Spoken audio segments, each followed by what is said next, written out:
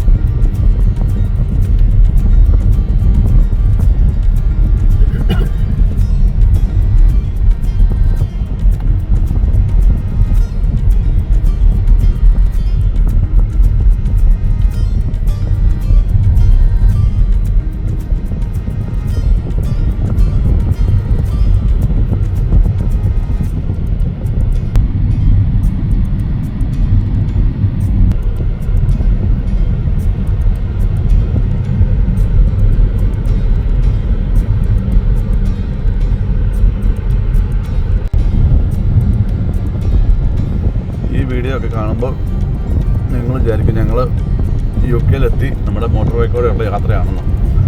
തെറ്റി. ഇതാണ് നമ്മളെ ലക്നൌവിൽ നിന്ന് നാഗപ്പൂർ, ഞങ്ങൾ UP, MP എന്നൊക്കെ ഇങ്ങനെ ഉള്ള സ്റ്റേറ്റുകൾ കറങ്ങിക്കൊണ്ടിരിക്കുകയാണ്. അപ്പോൾ അതിലുള്ള നാഷണൽ ഹൈവേ ആണിത്, അല്ലെങ്കിൽ എക്സ്പ്രസ് വേ എന്ന് വേണമെങ്കിൽ പറയാം. ചുറ്റും വേണം നോക്കിയാൽ സെയിം യൂറോപ്പ് സ്റ്റൈല് വഴികളൊക്കെ നല്ല എല്ലാം യൂറോപ്പ് മോഡലിൽ തന്നെ ഉണ്ടാക്കി, അതേ യൂറോപ്പിൻ്റെ അതേ സ്റ്റൈലിൽ വളരെ സേഫായിട്ട് തന്നെ എല്ലാ രീതിയും ചെയ്തിട്ടുണ്ട്. പിന്നെ ആൾക്കാർ കുറച്ച് പഠിക്കാനുണ്ട് മാത്രമുള്ള ഡ്രൈവിങ് കാര്യങ്ങൾ, അതിൻ്റെ നിയമവശങ്ങൾ പഠിക്കാനുണ്ട് എന്ന് വെച്ചാൽ മാത്രം. ബാക്കി റോഡൊക്കെ കൃത്യമായ സജ്ജീകരണത്തോടുകൂടി നല്ല ഫുൾ സെറ്റപ്പ് തന്നെ ഉണ്ടാക്കിയിട്ടുണ്ട്. പിന്നെ 1-2 പശുവൊക്കെ ഞങ്ങൾ വഴിയിൽ കണ്ടു, മോട്ടോർ നടക്കും ഒക്കെ ആയിട്ട്.